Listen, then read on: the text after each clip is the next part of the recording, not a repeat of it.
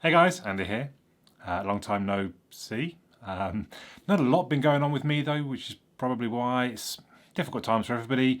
And although things are fine, I've not had the spare cash. I'm trying to look after mortgages and this, that, and the other. So I've not had the money to buy devices. But work's going well. I'm still cycling lots. And the reason for this video is durante 5 o 6 meses estoy aprendiendo español y ahora hacer un video sobre cómo or de cómo. I don't know. So basically, yeah, I've been learning Spanish. And I thought I'd do a video about not specifically about Spanish, but just kind of learning put a lot of thought into how I would do it. And I'm by no means, there might be some of you out there going, what did he just say? And I mean the Spanish speakers. So I'm definitely not any kind of expert, but I just thought it might be an interesting video to share some of my thoughts and findings and reasoning. So yeah, let's just get on with that, I suppose.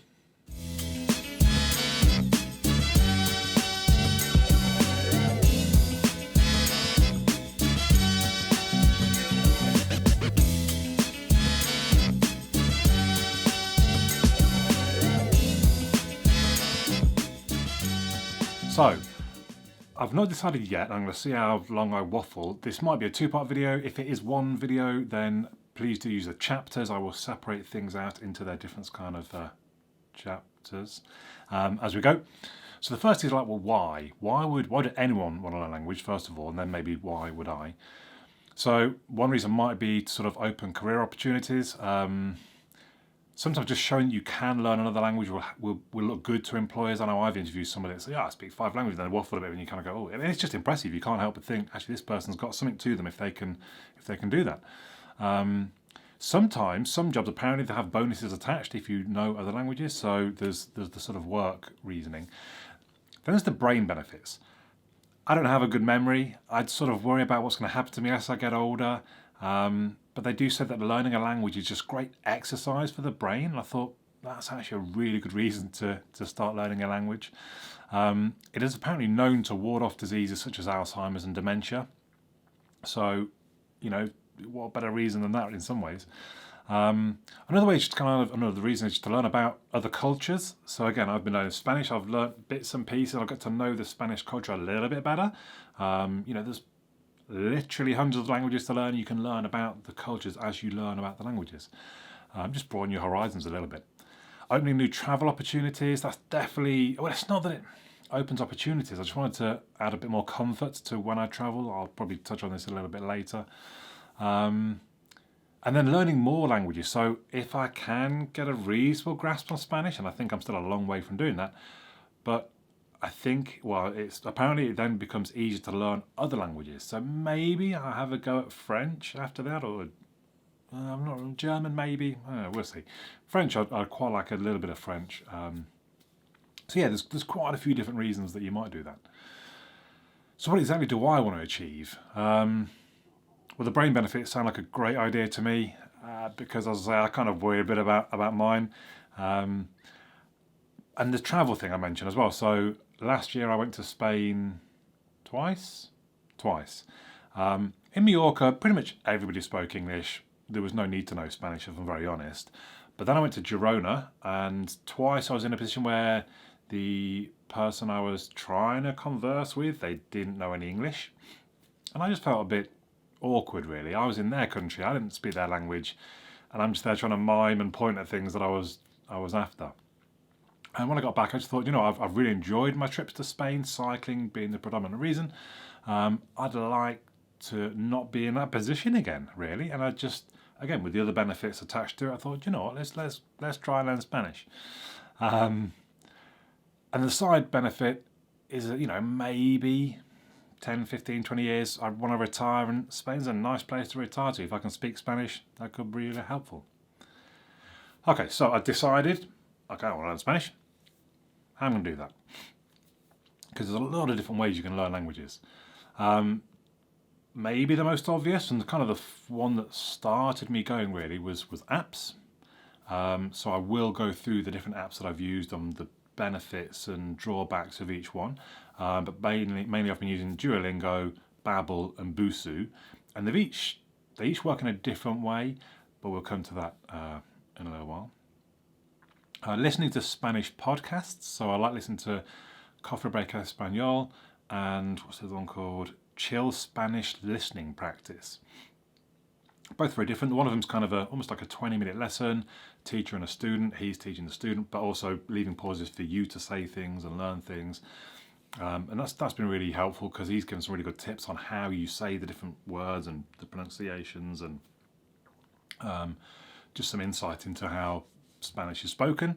And then the chilled Spanish listening practice is just some guy who talks for 3, 4, 5 minutes on a subject, almost all in Spanish. Every now and then, if it's a word, like I think he was talking about pets in one of them, and I don't know, he says something really, and then he sort of said hedgehog, just so you knew, or maybe it was, I don't know, maybe it's parrot, I don't know. If it wasn't easy enough for you to guess what he was talking about, so you need to have some level of Spanish to do that. But he did throw in some of the hard ones. He would give you the English word as you go. Then there's about kind of immersion. So I've watched a few Spanish TV programs, have English subtitles, but you try and listen and pick out more and more words as you sort of get better at Spanish. I've got a Spanish music playlist, which is mainly what I listen to at the moment. I enjoy listening to that in the gym or in the car or whatever, or cycling. I actually set my phone to Spanish as well, so I'll just show you quickly how. So I made a shortcut into system, but it's not, it's just in settings. If we go to settings, boom. Where am I going? I've forgotten already. System, language and import, languages. So I've got the 2 languages installed, and I can just slide Español to the top. Idiomas y introducción de texto. So now it's all in, well, I say it's not changed. It will do, it will update, and that'll say lunes or lun. You can see there's my Spanish playlist as well at the moment. What are the things that do with immersion? So some of it, language stickers. So I've got various different stickers. For example, just real quickly show you this one, las gafas. So as many things as I can. So I've got here el escritorio for my desk. I've got el monitor. That one's quite easy for the monitor. La estantería for the shelves. There's also stickers on different things. Around the kitchen, around the bathroom, around my bedroom. La calafetines. I can't even say that on those socks. Just they're quite handy. Anytime you go to use something, you see the sticker. Oh yeah, reading bilingual books. So I have it just here. So fables and, I don't know if I can get that on the camera here. So basically, Billy Goat Scruff, English on one side, Spanish on the other side. So you just read through, and if you're not sure what a word is, which happens quite often, that's fine. You go back and look them up over on the other side. Bilingual books. Oh, these are the different stickers, actually. I can show you the stickers themselves. I've got some blanks that I've write on. These are the abrigo code. See? One-to-one tutoring. So I signed up on italki, literally italki.com. I think I paid about £80 for 5 hour-long lessons. I've had 2 of them, 3 of them, I forget, so far. You can choose your own tutor, different prices, different tutors. And it's been quite interesting because I remember the first time I joined, I sort of asked, so how does this work? Do I ask you questions in English? I said, do you hablas inglés? No, solo español. Oh. And so the whole lesson is in Spanish. And I like it, but at the same time I don't like it. I like to be able to ask questions, and I like to be able to say, am I supposed to say blah, blah, blah, or that? And if I can't speak the language that well, it's harder to ask that question. And then the final thing was just about understanding about how we learn. So I got the book, or I think I got it for Christmas or something, Fluent Forever audiobook, and I listened to that. Some really good tips in there about how we learn languages. And he gives, for example, one of the things he talks about is the most important thing is learn how to pronounce things. So you don't say escritorio, you say l'escritorio. Actually, that sounds more Italian than Spanish. Cargador, escritorio, monitor. So even though it's just monitor, no, it's not, it's el monitor. Because even, again, the Spanish, they change all their words to their version. So if you don't just say I'm from London, you say soy de Londres, sorry. And like, they don't call him King Charles, they call him King Carlos, which I find quite weird. They changed his name to their version of it, which I don't think we do. I think, anyway. But yeah, they talk about sort of, you must understand how you pronounce everything, because otherwise you're going to hear words and you're not going to link them up properly because they don't sound right. You're going to be saying a different word and hearing a different word, and it's actually the same word, but because you say it differently, your brain doesn't link, all this sort of thing. And it's weird, it's funny, it's a bit like basically trying to do an impersonation, you're trying to do an accent, basically. El escritorio, el monitor. It's a bit like you're trying to do, what was his name from Fawlty Towers? I can't remember now. But yeah, he said to him it's really important that you say it properly. It's one of the most important things to learn, which is quite interesting. So I'm going to move on to the apps and go through sort of the differences between the apps now. So the first app that I started using was Duolingo, and I really liked it initially because it kind of gamifies things. You get XP, you get sort of like usage streaks, you get league tables, you get different divisions that you can be in, you get XP bonuses and multipliers, and you add friends and you can see what they're doing and they see what you're doing. You know, it's very gamified. I thought that suits me really well. And actually, funny enough, it changed how it worked within a month or so of me starting to use it. So now you literally get a straight path that it takes you through, like a sort of like a syllabus, I suppose. So at the moment, I think I'm just on the practice. Oh no, describe how you feel. Lesson 3 of 5. And look, you can see I'm going to get 10 XP for doing this lesson. Now, as the free version, you get 5 hearts. You can get them back by practicing. If you lose a heart by getting something wrong, basically. So let's start it off. Oh look, I have double XP. I'm going to say maybe later because I'm not going to finish this one. Okay, this is going to be interesting. I'm going to get near the actual microphone. Largo. Largo, long, yeah. Abierto. Open. Dólar. Dollar. And next one, dirty. Sucio. Sucio. And that's a great example. I said sucio. Duolingo said sucio. Because what I realised, I was going to say quite quickly, but it wasn't so quickly, was that it's teaching you South American Spanish. So, Ella tiene dos faldas largas. So now it's doing one where it wants me to speak, so I tap to speak. Ellas tiene dos faldas largas.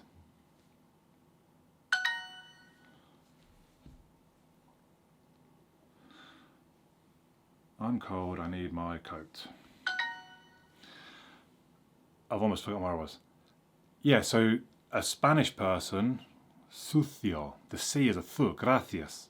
South American person, sucio, gracias. The C is a s noise.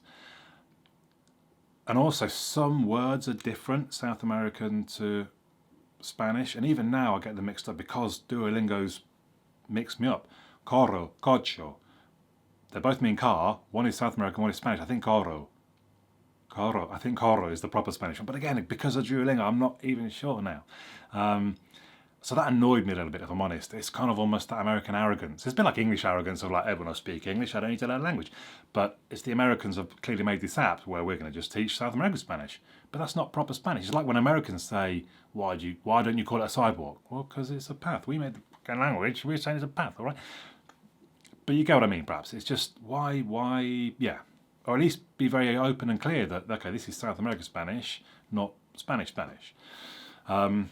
Anyway, so, let's see, yeah, so fixed path, and it is very good for repetition. So if your best way of learning is having things hammered home, which it kind of is for me, Duolingo is really good because it will just keep, I mean, it's quite slow in some ways. I'm on like 100, I intentionally broke my streak. I would be on about a 200-day streak. And I'm still quite a long way behind on Duolingo than I am on some of the other apps because it's slow. It just hammers things home for you. But for a lot of people, it's a good way to learn. You almost learn things without realising you're learning them. And when someone asks you, it just comes out because you've had it hammered into you. So the streak thing just keeps you going. You don't want to break that streak. So that's it's encouragement to keep using the app. But at the same time, I don't really want that as my reasoning to keep learning. I want to keep learning because I'm enjoying learning. So as I mentioned, the free version, you have 5 lives. If you pay, which is about, I think it was about £6 a month, it does open up. You get unlimited errors. You get better practicing of your errors, and I think there's a few other benefits. What you can do is go onto the website though, and there's no lives limit. You can just keep going on the website, which is quite handy. But yeah, the paid version, I think I looked at about £5.30 a month. So let's can we quit out of this one? Quit. There, surprise, surprise, look, I'm being shown an advert. So there are quite a lot of adverts in the free version. So I think it's a good one to get started on. Here's the league table. Oh, I maintained my position. You get special events, so Match Madness is quite fun. It's literally, oh, I might as well start it. And then it's going to show me the words I've got to match them. So I am, sorry, man, hombre, tired. Oh no, casada, sorry. Naranja, aquí, agua, tenera, and again, it's the sort of, it just hammers things home.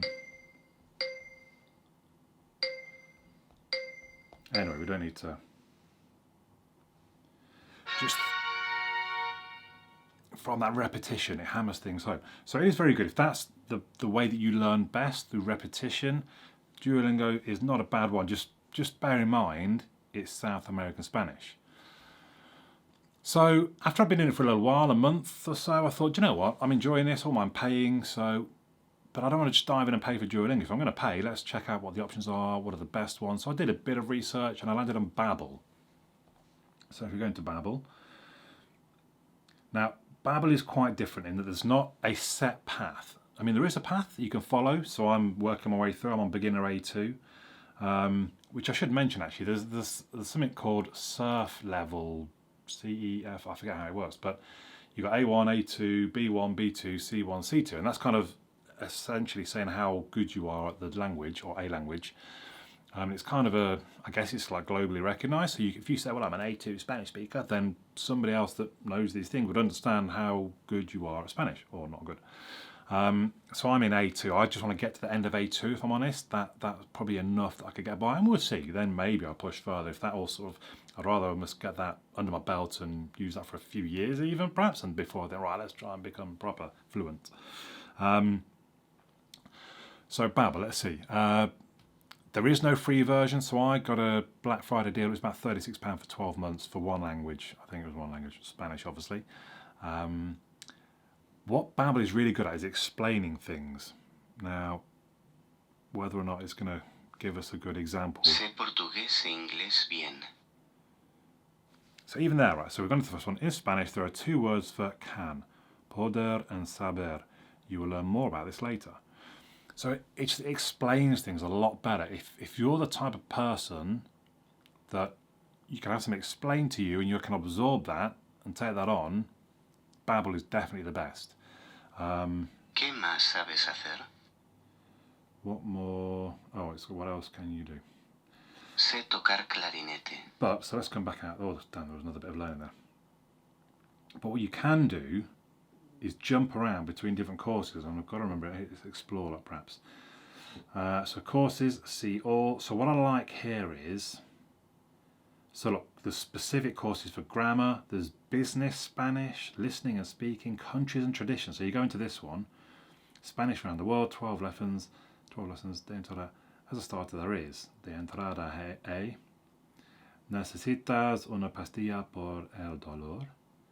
Do you need a painkiller? Okay. Yeah, so you can go into different areas. So I found one just on sort of cycling, for example. Oh, this one's in Latin America. Look, food in Latin America. So there's lots of different lessons that you can, you know, there's a friend of a friend that was trying to help somebody set their computer up, or was translating for someone who was setting a computer up, and actually there's very specific language that you use when you're talking about computers, be it RAM, hard drives, you know, whatever, keyboards, whatever. So you could find the lesson in Babbel that deals with that, and just do that lesson specifically. So I really like that you can go and pick out particular things. It's not as good as repetition. You can go to review. So if we go here, it says I've got 86 words. I can review now, and you get different. I do like this. So you can just do listening. You can speak things back. You can do flashcards where it'll show you something, and you've got to try and I mean, it's an honour system, I suppose. It says, do you know what this means? And you go, it means blah, blah, blah. You tap it, it spins it around. If you get it right, you say you got it right. If you get it wrong, you say you got it wrong.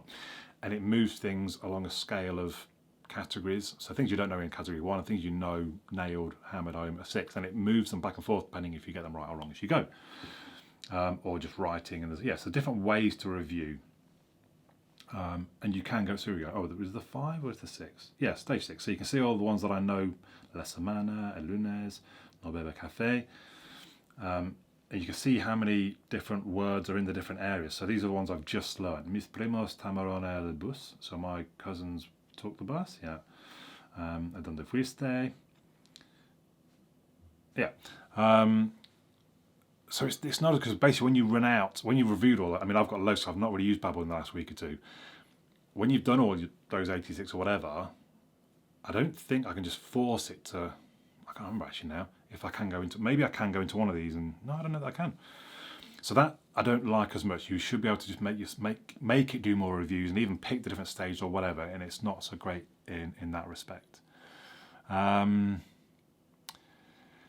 So yeah, that's called spaced repetition system, the whole thing of moving through the different stages. It talks about that in the audiobook, Forever Fluent.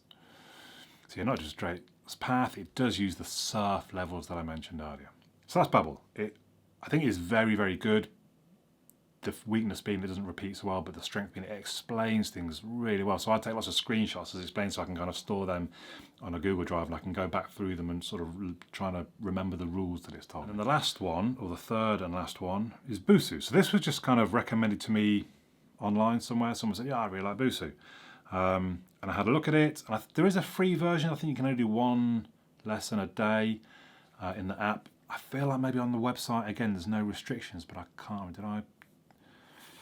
Yeah, I've only put on my notes, I think the website allowed more, because I've paid now, so it's hard for me to check. Again, I paid about £36 for 12 months.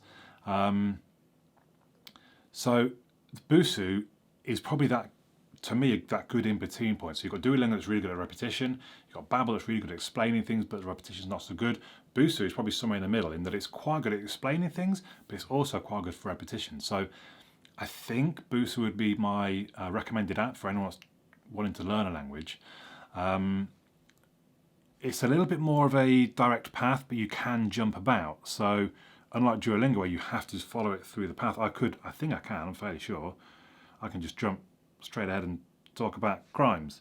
And I'm not going to, because I've lost it there. I'm about to start chapter 9. So again, it uses the surf categorization, and I've almost completed A2. There's this checkpoint 10, look, and then I'm at the end. So I feel like I've almost completed Busuu. When I've done all the different lessons, then I'm just going to focus on the reviews and, again, trying to hammer it home. So it is a fixed path, but you can jump about. So the support, let's go into a different one. So you can see here, I've gone into a lesson, and it's giving you the explanation before we move into, well, there's more explanation, in fact. No pidas paella para cenar. Advises me what not to order, no paella. So I think so, even though I didn't read the explanation. Yeah. So En Barcelona no lleves bañador en el restaurante. Again, I didn't even read the bit, but because in Spanish they pronounce things clearer. There's no weird or less weird pronunciations. I mean, you could say the double O in je is weird, but if you know that, then you recognise it. But the E is a and the A is a and the O is a O. They always pronounce them, and they always pronounce them the same, really. So you can just listen to a word and work out how it's spelled. It's quite interesting. You can't really do that in English if you think about it. Anyway, let's quit out of that one. Where did I get to? So, right. So you've got, let's calm down, Andy. So we've got reviews. We can review vocabulary or grammar. You can see I've got 2 weak words. What did I have? Oh, literally, because I've just learned them. So it starts them off in weak, and as you get them right, it moves them through. These are all my strong words. So I feel like there should have been more than, so you've got mediums, there's none. There should have been more than 3 categories, I feel. But if I hit review now, it's just going to give me, so j'irai, can't type from this. I'm going derecha. A la derecha. Because I'm hurrying. I knew that. Anyway, but yeah, you can review the words, and that's where you can hammer it home. It will give you 10 different words. So that's moved that one that I just got wrong into medium because I got it wrong. Gira a la derecha, gira a la izquierda. Anyway, but you can go grammars. It's hard. Grammar's the hard bit. But again, you can do the practice grammar. You can review grammar. I love this bit, the community aspect. So, what are your neighbours like? So it's basically asking you to give an answer in Spanish to what your neighbours are like, describe your ideal job, what's the strangest thing currently in your room? So you either speak it or you type the answer and it puts it out there to the community and then they will correct you. So for example, I made a right hash. How do we... So the question was about, talk about holiday you went on. So I tried to, have they dos semanas de Mallorca? So that should be volví. And people correct me. All these different people have corrected me and given me the right way of saying it all. I think that's great. Or if you do a speech one, so if we could go in now, someone, I think it said someone asked me to, so anonymous asked me to, right, this is annoying, I've got to close that though.